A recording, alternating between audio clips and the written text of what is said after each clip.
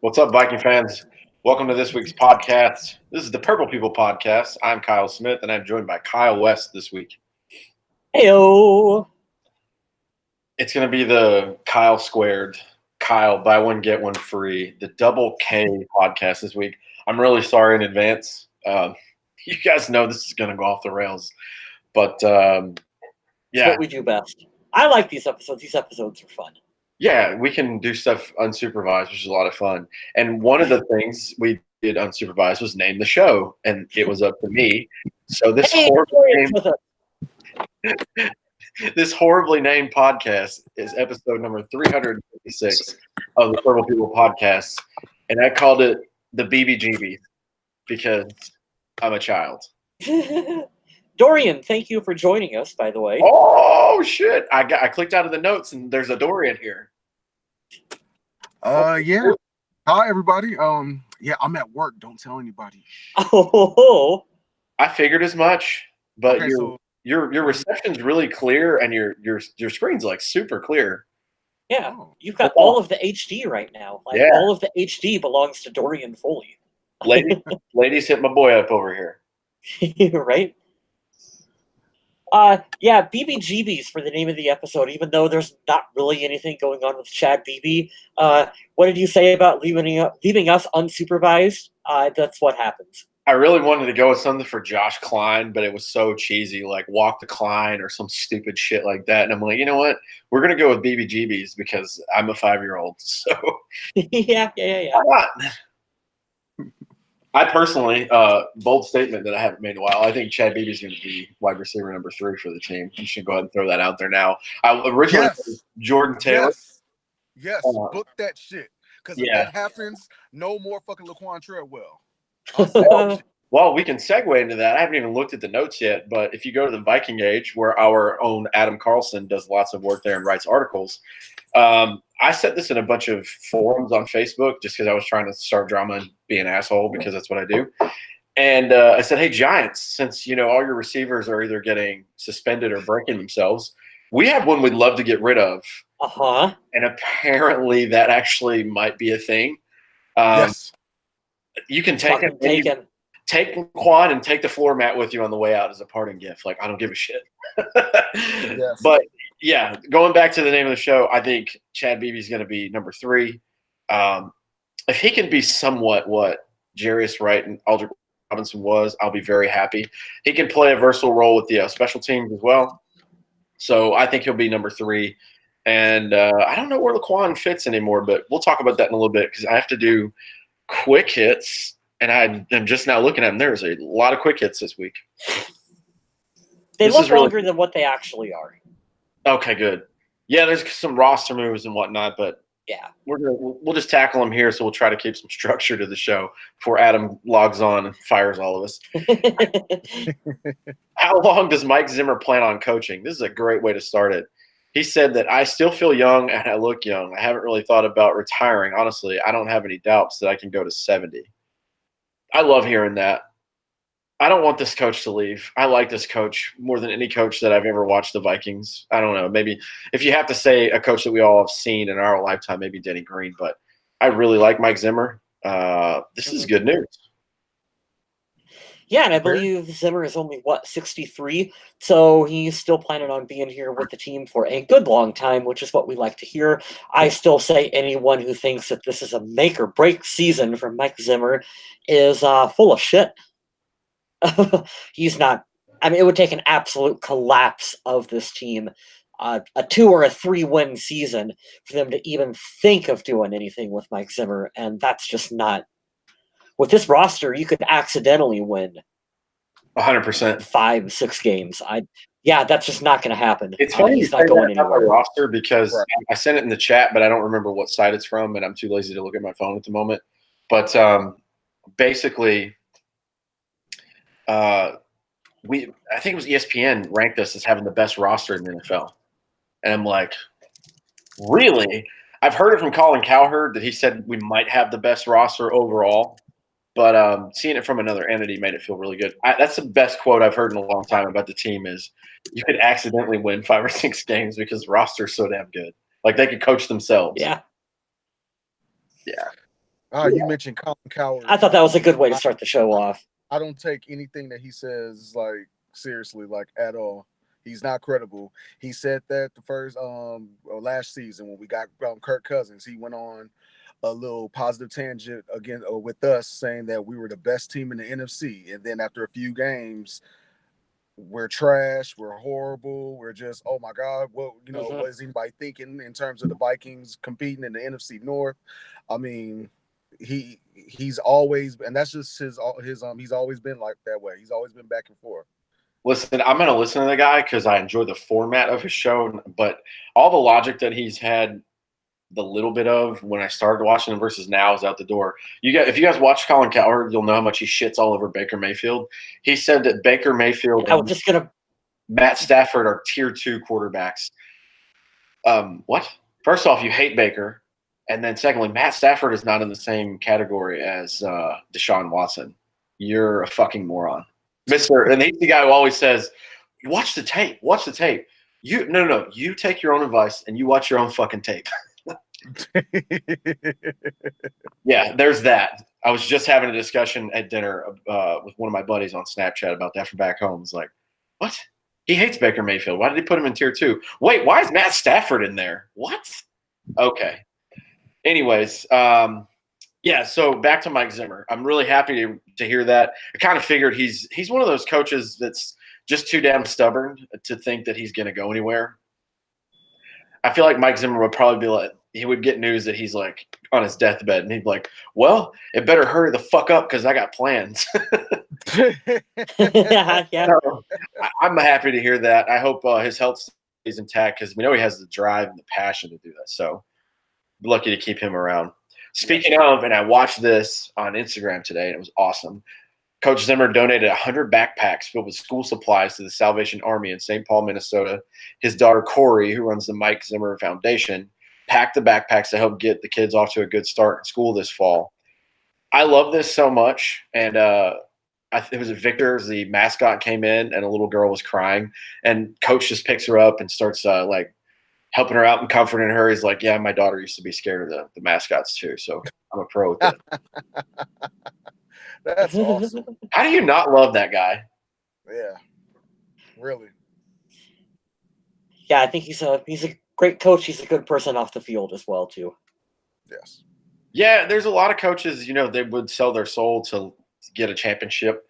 And then you have the old school guys that are like, look, football's great and all, but I'm just here to make sure my men aren't pieces of shit and teach them life lessons because football's not forever. He's definitely one of those guys. And I like that.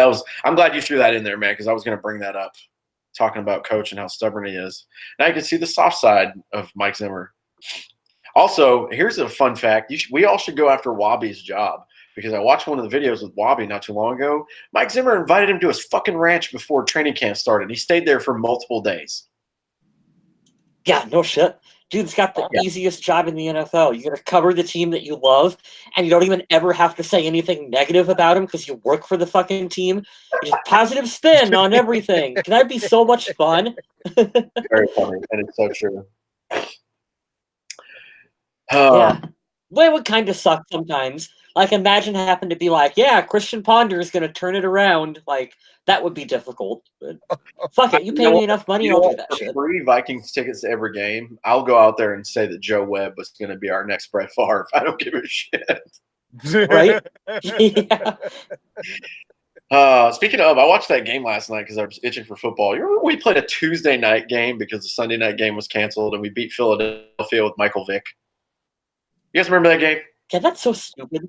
Yeah. That was so stupid. Like, what happened? Well, the weather was awful in Philly, so it was more of a concern for the fans' safety. So there was the first ever Tuesday night game.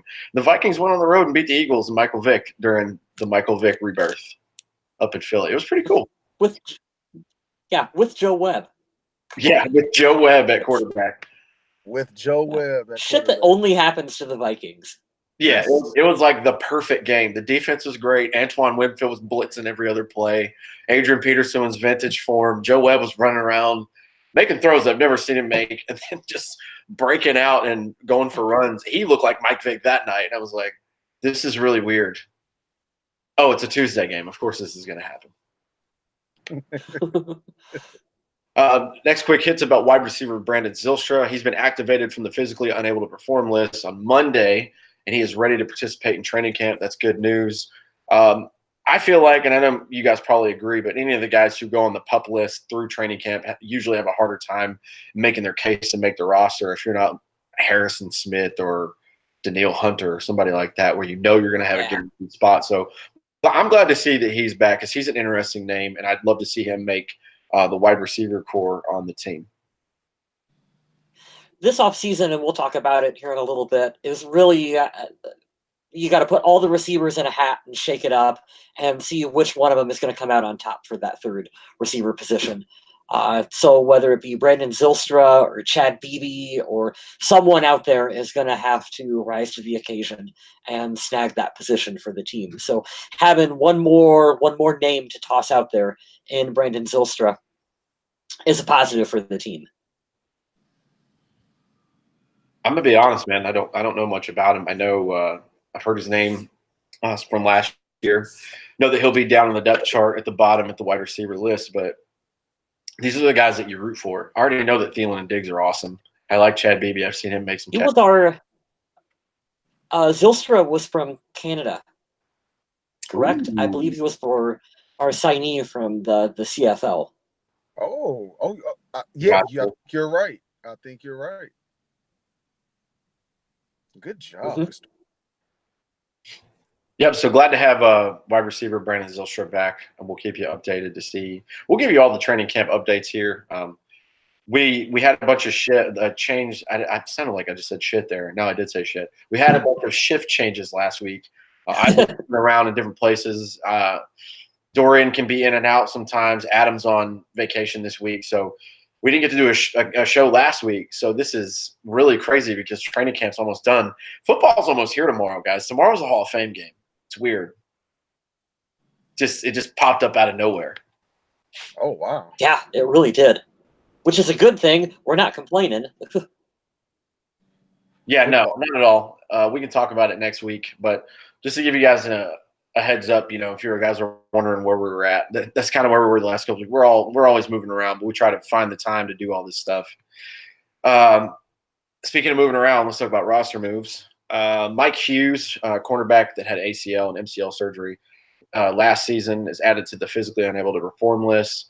I've heard this. I listened to Viking Spin, so I'll give them a shout out because I'm not going to steal what they were saying. They seem to have a lot of updates and little sources at camp. I don't know if it's them or if they have a source there. But Mike Hughes is not being rushed back in. There's a reason why, along with the suspension of Holton Hill, why they're working out people like Morris Claiborne and what the hell is the other kid's name? It's right here. Orlando Scandrick and then Dexter McDonald. They're bringing in these other corners. Number one, because Holton Hill is probably not going to make the team. That's just a guess from what I heard Zimmer say in the press conference recently. And then Mike Hughes, not going to be rushed to come back week one. He'll come back when he comes back. So David Morgan is on the PUP, but he should be coming back. It's nothing too extensive. Can't wait to get him back. Shamar Stephen added to the non-football injury list. I forget what happened with him. I was listening to that as well. If you guys know, you feel free to jump in. I have a quote. Where did I put the quote from that? Mike Zimmer on Shamar Stephen, expected to be back soon. He said it's basically nothing. He's not going to be out for very long. So there you go. Cautionary thing. Yep. And I'm looking right here just to back up what I was saying, and we'll get to the other one more NFI list, which is really sad, but we'll save it for last. According to Zimmer, Mike Hughes is just not ready to practice yet. So once he's ready to go, rather be safe than sorry. You can't rush all these ACLs back. Shamar Stephen is expected to be back soon. It's basically nothing. Shamar's not going to be out long. Unfortunately, the last person that we left out is Tashawn Bauer. He tore his Achilles while working out before Minnesota's voluntary offseason program. This is like a year-long injury type deal, so he's not going to be here this season. Wish him a speedy recovery because Achilles tears they're really, really rough, and especially like we were talking about with Kevin Durant. Richard Sherman had one in the NFL. You don't come back the same. It's a matter of what percentage of your old self you can come back from.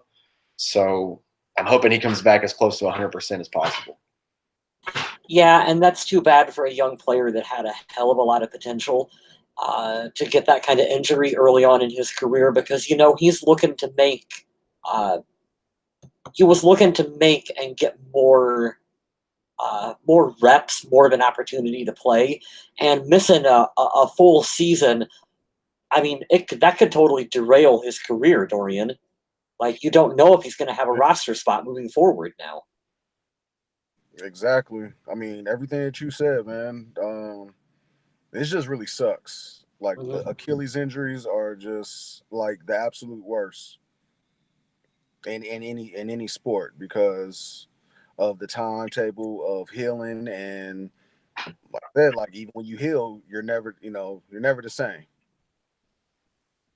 Yeah, and that's what I was trying to lead into there. Like anybody that's going to use burst and speed, breaking it down for everyone if you're not familiar and just filling time here on the podcast a little bit, but a year-long injury. It just happened with Kevin Durant in the finals in the NBA. Richard Sherman came back. Haven't heard him be at the top of his form since he had that injury. He did switch teams too, and he's on the backside of his prime of his career. But it really, really messes up people's form to burst and with speed. And,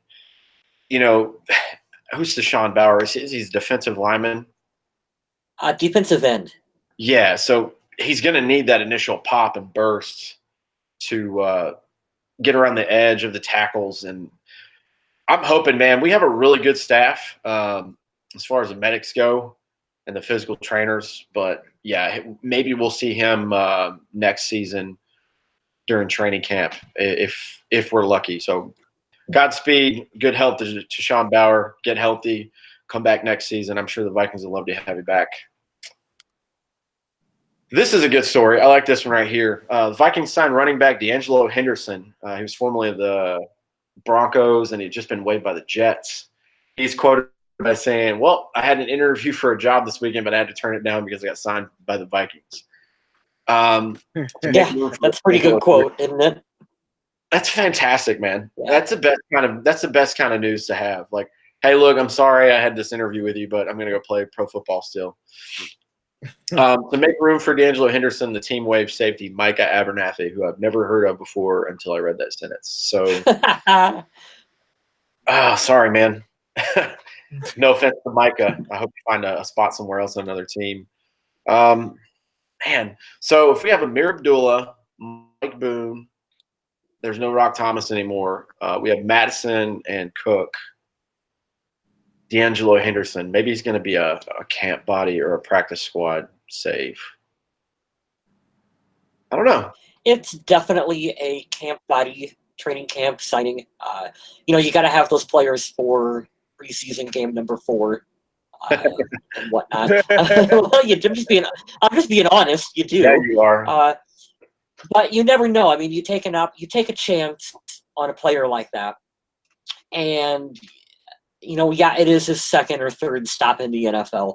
But sometimes it's you get him underneath the right system, the right set of coaches, and it could click for him. Or there's an opportunity on special teams as well too for kick return, punt return. So maybe they're going to try him out there. So there is an opportunity to make this team. It's going to be really difficult at the running back position, but hey, you really never know on a young player like that. You don't know. Exactly. I was going to ask, how old is he? Well, it says here that he was a 6th-round pick by the Broncos in 2017. So he's pretty young. Yeah, he didn't go undrafted, but just bounced around from the Broncos and then waived by the Jets. So he's just trying to find a home. Maybe he can do that. Maybe he can be someone's running back number 3 or 4 if they have 4.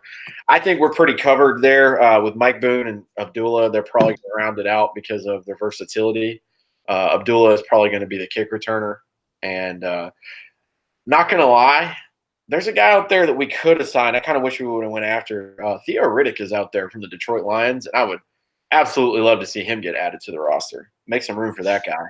But that's just me. Yeah. Any kind of holder and running back by committee, like that's the formula to win in the NFL. 110%. See the last couple of Super Bowl winners. I mean, it's all running back by committee, and if we could add somebody like that, it'd be great. But I don't think that's. Well, gonna you heard that quote. You heard that quote from Jerry Jones. You don't need I knew we were going to bring number, up Jerry Jones. And number one running back. You don't need it. Yeah, I commented on SportsCenter's thing, and I don't usually talk about myself because I'm pretty bad at everything. But I thought it was pretty funny because you drafted Zeke 4th overall like 3 years ago. 4th overall out of like 280 whatever picks. 4th.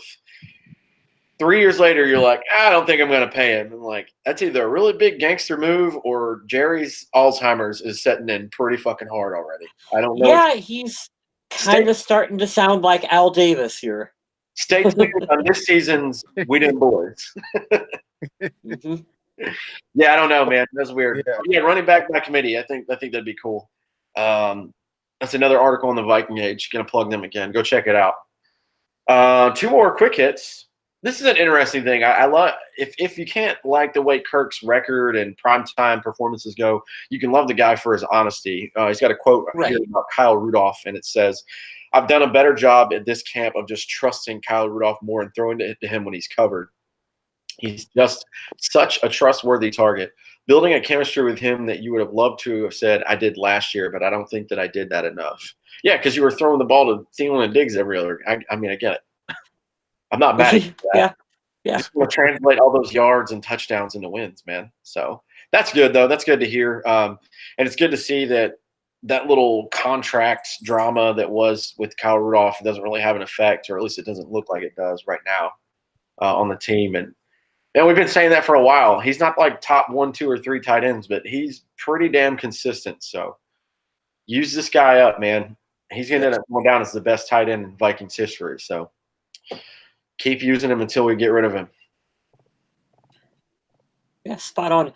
And like you said about Cousins, I respect the fact that he will admit the areas that he needs to improve upon. I do think that honesty is refreshing. And I feel like you get he's definitely coached up when he speaks. Like all players are definitely coached up on what to say and what not to say. But I feel like with Kirk Cousins, you do get more honest answers out of him than what you do from some other players in the league. And it's refreshing. And I think it makes it interesting to listen to. Yeah, I agree. I agree. The only thing I would love for Kirk Cousins to do this upcoming season, really being with the team, this second go round, is just like we kind of joked about it, like far as like his leadership in terms of like his pregame,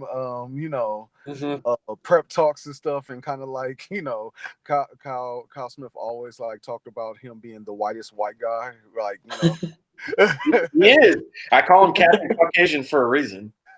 but I'm just hoping that that Kirk Cousins could actually get more confidence in terms of his leadership and being effective, where he's actually confident in what he's saying, not just kind of freestyling and saying things just because it sounds like the right thing to say or the right thing to do. What you guys were saying, his honesty is refreshing. And I like that about him, and I noticed that about him too. But I'm just hoping that now, like, not only can he admit whatever faults, but just capitalize on those faults, and for it to be better for the team overall. Right, and I feel like the media and fans kind of need to back off Kirk Cousins a little bit on the whole, we paid you all this money, so you need to be the leader of the team. Well, you can't just expect people to be like a leader of a team. Like you look at someone like a Ray Lewis, for example, defensive player, but Ray Lewis was the clear-cut leader of the Baltimore Ravens. So it didn't matter who your quarterback was or whatever. So just because we're paying Kirk Cousins a bunch of money, you can't just be like, oh, well, you're the leader of the team now. Like I don't know who our Ray Lewis is. I don't really have an answer for that at the moment, but it doesn't necessarily have to be Cousins. Like it's okay if it's an Adam Thielen or a Stephon Diggs or Harrison Smith or one of those players. Like it's okay if it's not necessarily Kirk Cousins. And I don't think that we should expect that from him, because when we've seen the team try to force like a Sam Bradford. Remember the really awkward Sam Bradford trying to motivate the team? Like, if that's not him, it's better off if you don't force a player to try to go that route. I forgot that Sam Bradford was a Viking for 2 years. Yeah. I completely forgot about that. Wow. Dude, that was like 2 years ago. That whole start 5-0, end 8-8. Jesus Christ. Now, that's like the most fucking Vikings thing ever to do. I don't know what it is. Yeah. Remember Josh Freeman? Remember Matt Castle? He was going to be the savior. Oh, God. Oh, Jesus. Can we stop, please? All right, next quick hit so we can stop talking about that before I get depressed. Oh, this is a great one. This is the best one to end the quick hits on. So Mike Zimmer is pissed off and frustrated with some of the Vikings' younger receivers. Dude, this is why I love this coach. He will straight up call your ass out in front of everybody. He's the Diet Coke of Bill Belichick's and coaches, I'm telling you. He's quoted by saying, if they don't know what to do, if they don't know where to line up, if they run the wrong route or they're moving their feet when the ball gets snapped, we'll keep looking for somebody else. They have not been practicing enough in their first couple of days. These young receivers, they need to keep their rear end in gear. Oh, my God, yes. Yeah. That's fucking awesome. Yeah. He said the same thing about the corner, Holton Hill, who was going to get suspended. They're like, yeah, you want to talk about the suspension? He's like, I don't want to talk about any of that. I don't even know if he's going to make the team. Good God. He's a savage, man. He is. So what I like about this quote, what I like about this is it seems like they're really being serious this year about saying we're not just giving it to Laquan Treadwell. Like, keep fucking up. We'll find someone who will. I like the fact that they're being really – I feel like this truly is an open competition for that third receiver spot. Like, who's going to step up and take it? Someone has to. Exactly. I've always had respect for Zim's, as far as like that old school mentality of getting players in line and stuff, just with brutal honesty. You can respect anybody that's brutal. That's just in life. You can respect anybody that's just going to be upfront with you and tell you something, whether if you like it or not. Yeah, you might not like what they're saying, but I totally agree. You can appreciate the value that comes with that kind of stuff. It's just like with I think the one that he picks on the most that I love is Xavier Rhodes. He's always like stretching and doing. My favorite one is him. He's like, it's always something with you. I got a hamstring. I got a calf. I got an ankle. Like, what is it now? I'm just like, Jesus Christ, man. That's how you talk to your number one corner? You're the cornerback whisperer. And he's just giving him shit. Like, just the whole time. And then you see another part where it's taking like a young safety or something. Or he was talking to Trey Waynes, and I think it was his second year, and he was showing him how to set. And he was telling him to lean back a little bit on his heels and don't be so I think he said so stiff. And I'm like, dude, how do you know these little things? Like, oh, yeah, you want a ring being a cornerback coach. That makes sense. That was the biggest difference that I noticed from when I would go to training camp when it was in Mankato, is that you would watch Leslie Frazier during practice, and he would be 20 yards back from the team with a clipboard, and he'd be standing like that, and he'd just be watching. And he'd watch the whole practice. And you would see Mike Zimmer would do exactly what you said, Smith, where they'd run a play, and then he would grab Xavier Rhodes, and he'd grab a hold of his shoulder pads, and you'd see him coaching him up and talking technique. And then they'd run another play, and he'd pull him back aside again, and he'd coach him up again. And he'd do the same thing with Everson Griffin or Harrison Smith. You'd see him work one-on-one with players that you did not see with the previous coaching staff. And I think that that's why players respect and love Mike Zimmer so much, is because he's not standing 20 yards back and, well, we got to review the game film and talk in meetings. I don't think players give a shit about meetings. I think they want to be coached up on the field. From like what I hear players talking, meetings seem to be really boring. I think that you have to connect with them on the field and actually have that one-on-one coaching opportunity with them. And I think that that's what Mike Zimmer is so good at doing. Yeah. Yeah, Wes, you're spot on, bro. You're spot on. Yeah. And hence, during the Leslie Frazier era, you saw what we accomplished. So much. Ooh. We won so many games. Ooh. Fucking bum.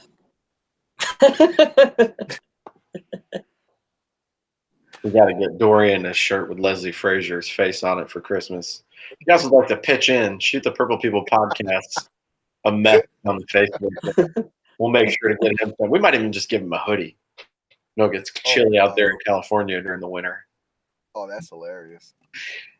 All right, let's get to the main topic. This is it's kind of a dreary subject here, but this is a weird one for a main topic, but yeah, it's the end of July, so this is what we got.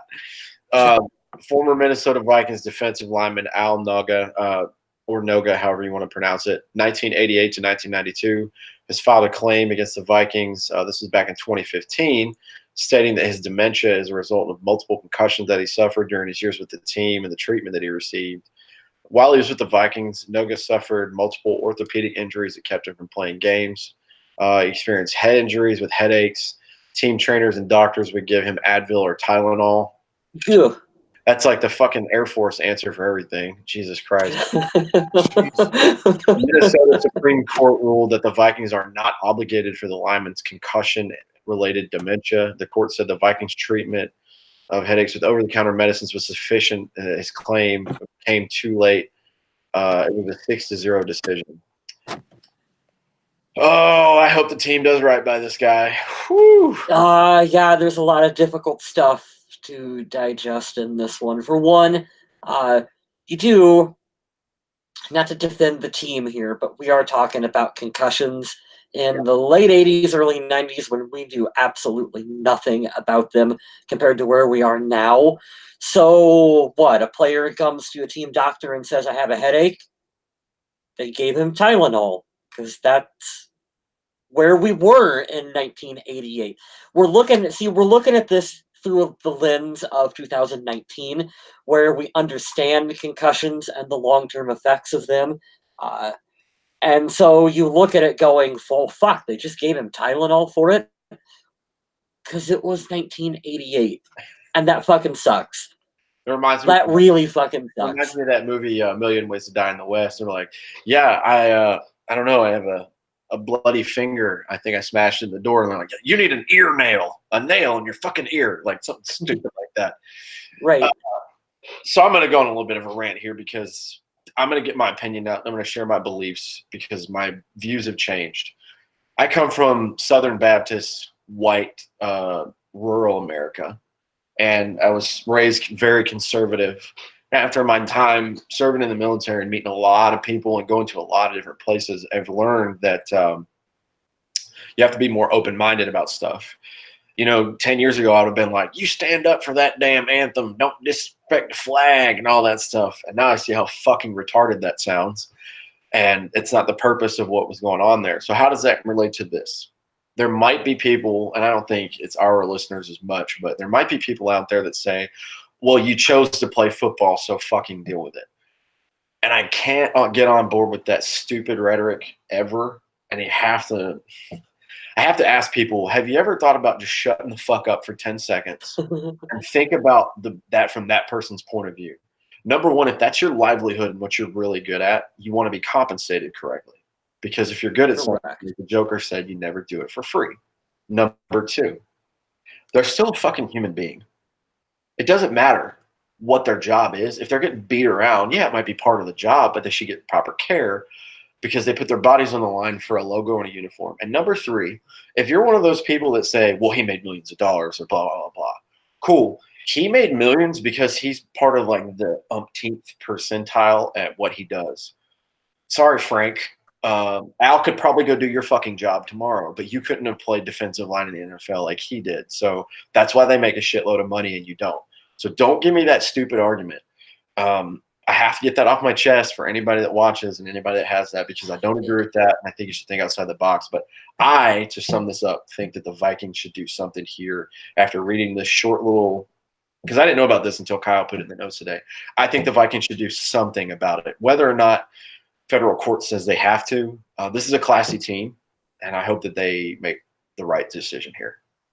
I didn't put it in the notes, but if you go to the original article later on towards the bottom, there's some kind of like he can get help through some other thing that the NFL has available for him. I forget the exact name and terminology for it, but it's like there are options, I believe, available for him.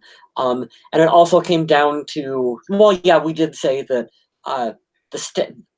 a big part of the decision, I cannot speak right now, was that 2015, the statute of limitations had ran out for this case. They said he would have needed to file it by 2010, I believe, which seems completely arbitrary.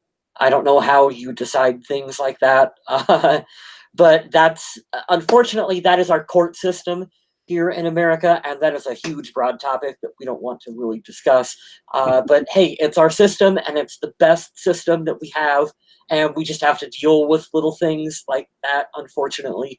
I feel really bad for this player because let's face it, he is not a household name. I had not heard of him before this. Chances are none of us listening to the show have heard of this player beforehand.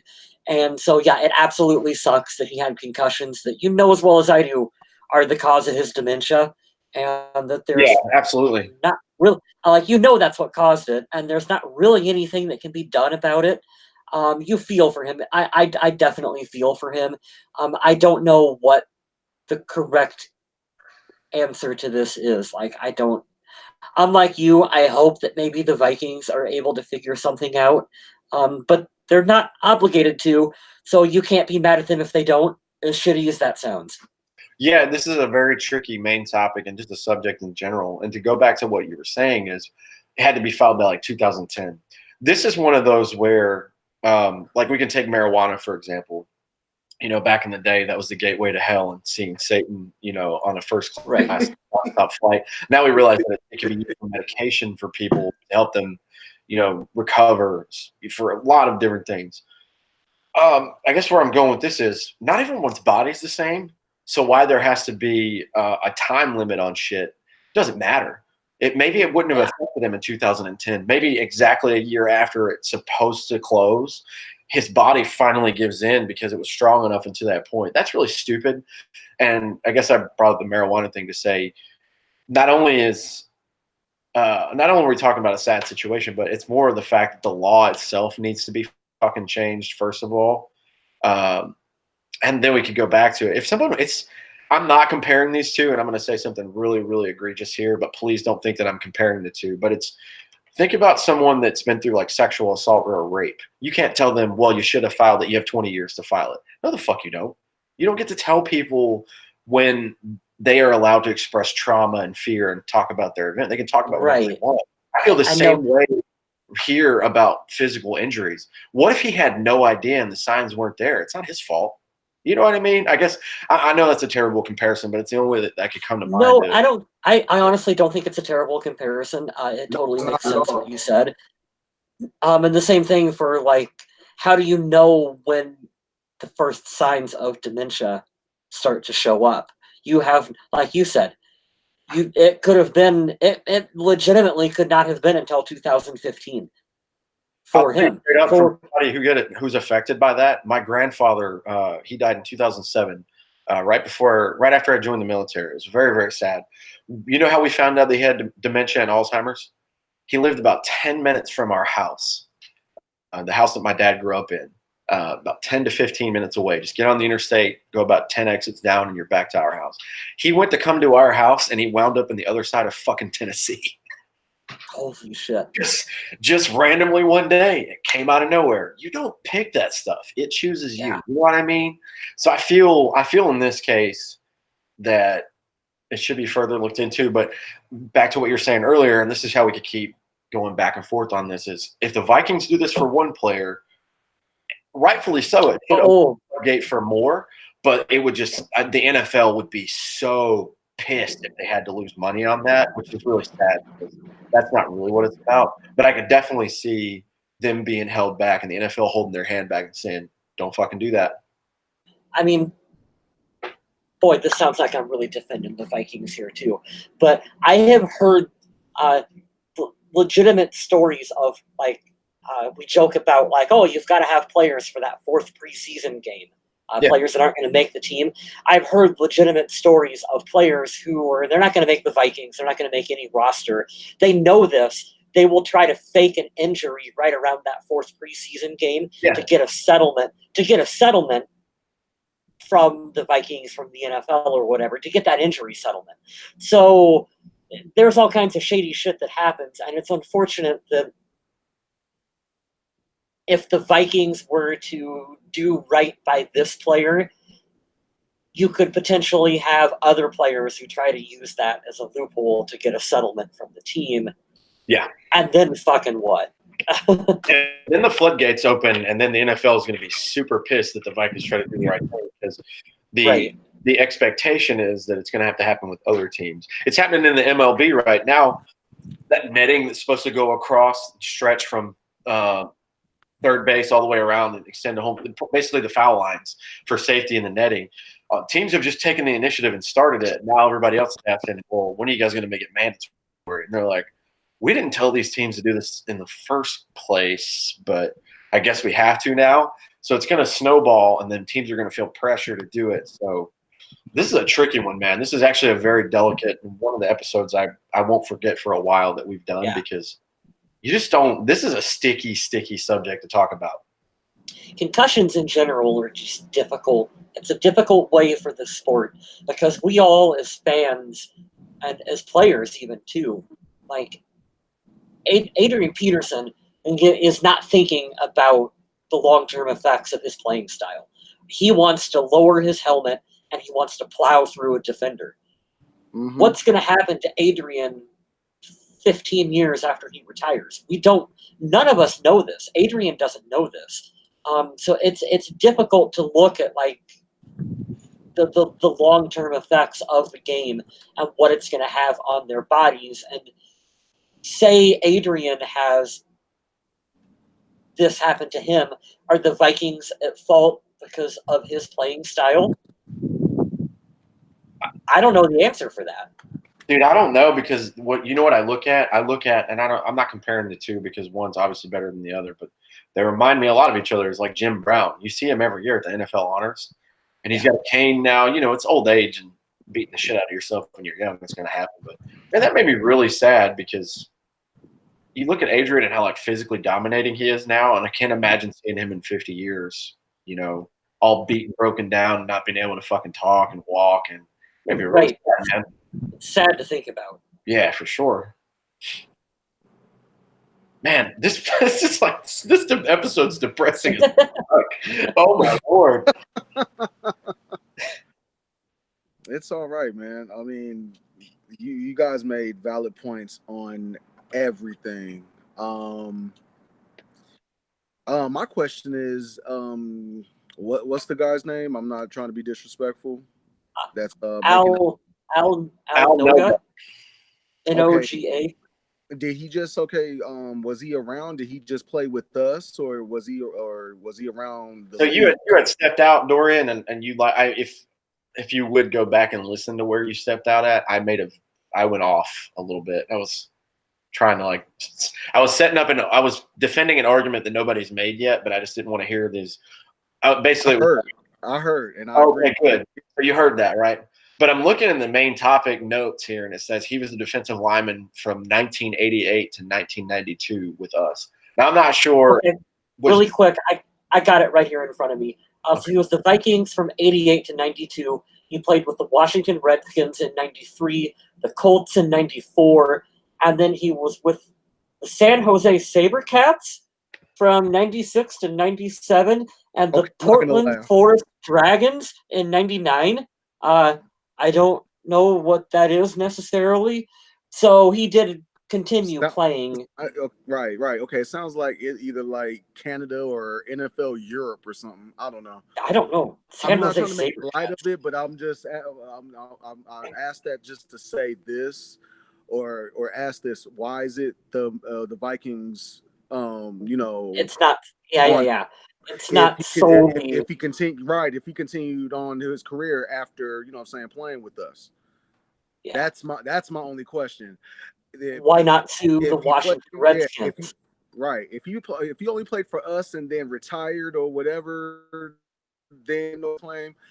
And damn, I sound like a fucking douche, but I would be like more so like you don't sound like a douche, because this is part of being what I think is a fair evaluator of stuff, being a fair fan. I used to be the biggest homer of this team in the world. I was worse than Paul Allen. My first fantasy football team I ever had on was a year after. It was all Vikings. It was all Viking players. Because I was like, we're going to the Super Bowl every year. No, you have to justify and think logically on both sides, because that's how you see the most clear.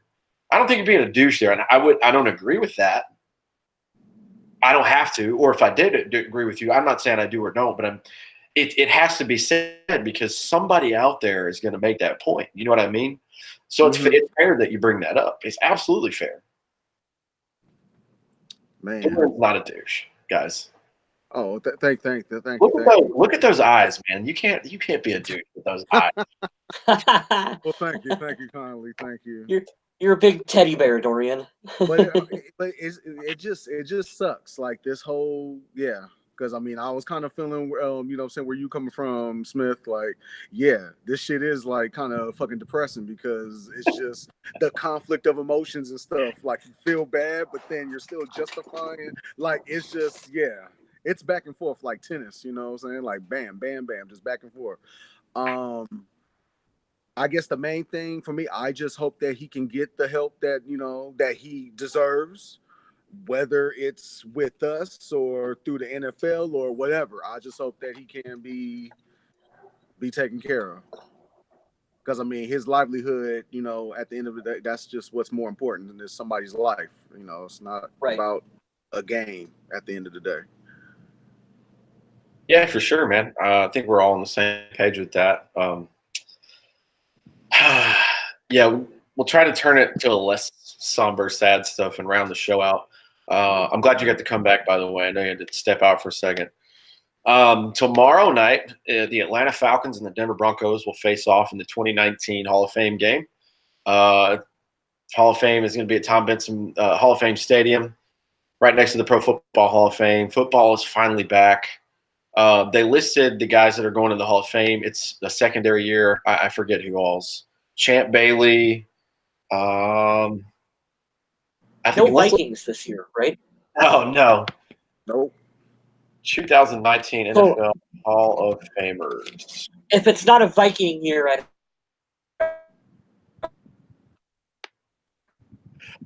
it is Ed Reed. So these are some names. This should tell you, for guys that are around mine and Kyle and Dorian's age, around the 30, 31-ish. Guys that we watched growing up, man, they're going into the Hall of Fame, and it makes me feel pretty old. Tony Gonzalez, probably the best tight end ever. The best, not probably the best tight end. Yeah. Ed Reed. I think Skip. I got something to do with that. I put Skip up there, you know what I'm saying? Skip. You gonna go for Shannon Sharp? Sorry, Smith, I'm sorry. Skip. Skip. So Tony Gonzalez, Ed Reed, Champ Bailey, Ty Law, Kevin Mawe, Pat Bolin, and Gil Brandt. Oh, Gil Brandt's going in. Johnny Robinson. Gil Brandt's going to make a list. Yeah. After all the lists that he's made, he actually made one himself. That's cool. He was a former Cowboys executive. That's pretty cool. Oh, wow. He's going to write an article for Gil Brandt is going to write an article for NFL.com ranking everyone in this year's Hall of Fame class. Dude, so the Cowboys went 0-11-1 in their first season, quickly developed into the class in the NFL. They won 5 NFC championship in Brandt's time with the franchise, and it got them Super Bowl 6 and then Super Bowl 12. 13 division titles during his tenure, winning record for 20 consecutive seasons while I was there. Okay, so anything that I don't think I've ever said anything negative about his articles on NFL.com, but this shit just got real solidified. Holy shit. All right. Gil Brandt's going to be my favorite from this year. Those are some good names, though. But anyways, Hall of Fame games tomorrow. There is no Viking football this weekend. This is our last weekend without Viking football. Just to give you guys a heads up, NFL preseason games for us start next Friday, August 9th. We visit the Saints at 8 p.m. The following week, it's the Seahawks at the Vikings at 8 p.m. That's on the 18th of August. The 24th, it's the Cardinals at the Vikings at 1. And then the very last preseason game, we visit the Buffalo Bills on August 29th at 7 p.m. So it is official. It's the last weekend before Vikings football. Wow. It's here, man. It snuck up out of nowhere. Yes. It feels like the season just ended. Don't it? Yeah, kind of. Yeah, because I'm still pretty butthurt about 8-7-1. So yeah. Yeah, me too. It does feel like it just ended. Yeah. Cool. I'm excited. We'll keep you updated on here on the show. Sorry Adam couldn't be here this week, but thanks to everyone who listens in live with us. We really appreciate it. We have to give a shout out to the Viking Age. I steal all my news from there. I know Kyle looks at it every now and again. If you want to do something really cool for Adam, who is our main contributor on the show, or at least for the news side most of the weeks, go on the Viking Age, find an article that Adam wrote, and you don't even have to make sensible words. You can just type in letters. If you go in and click on his article and you just say, hey, Adam, I heard about you from the show, blah, blah, blah, and you just hit comment, Adam gets paid and his numbers go up. I did it today. I read an article from Adam. Was like, hey, I know that guy. Do Adam a favor. Go get some good Viking news. It's different from the NFL.com stuff. This is more in depth. Smaller stories, but more fun stories. I don't have anything to promote for me. I don't know where the hell I'm going to be next week, so I'll see you guys then. But you guys got anything that you want to promote? No, I don't. Watch wrestling and yeah, party on. Spay and neuter your pets. 100%. Yeah. That's awesome. I think that's how we should end the show this week. Stay and neuter your pets. Everyone have a great weekend. Hey, whoa. Spay and neuter your Packer fans.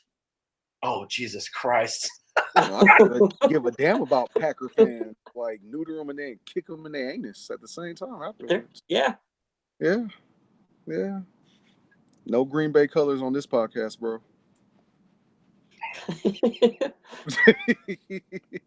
For once in my life on this show, I have nothing to say. You guys have a great weekend. Be safe. Football is back. We will see you next week. And stay classy, Minnesota.